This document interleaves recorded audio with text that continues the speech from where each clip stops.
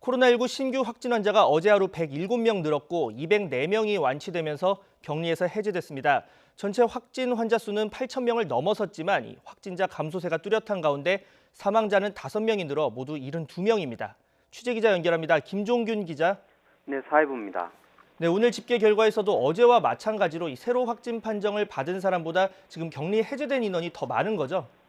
네, 그렇습니다. 어제 하루 확진 판정을 받은 환자는 107명입니다. 사흘째 100명대에 머물렀습니다.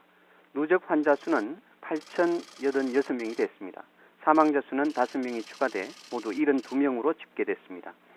오늘 0시 기준 집계 상황에서도 일일 격리 해제자 수가 확진 환자 수보다 많았습니다. 204명이 격리 해제돼 격리 해제자 수는 모두 714명이 됐습니다. 네, 지금 확진 환자 증가세가 다소 소강 국면인데 지역별로 자세히 짚어보겠습니다. 여전히 대구에서 가장 많은 확진자가 나왔죠? 네, 어제 신규 확진 환자 107명 가운데 68명이 대구와 경북에서 나왔습니다. 대구 62명, 경북은 6명이 늘었습니다. 신천지 신도에 대한 진단검사가 마무리되면서 다소 진정세를 보이고 있습니다. 또 서울 구로 콜센터가 집단 감염 등으로 수도권 확진 환자는 29명이 늘었습니다.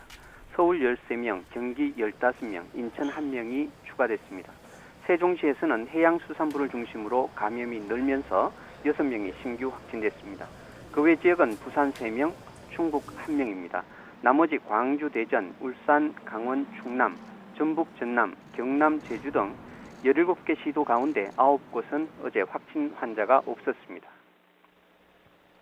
네, 이런 가운데 최근 콜센터발 집단 감염 우려가 커지고 있습니다. 정부가 규모가 큰 금융권 콜센터에 대한 점검을 벌였죠.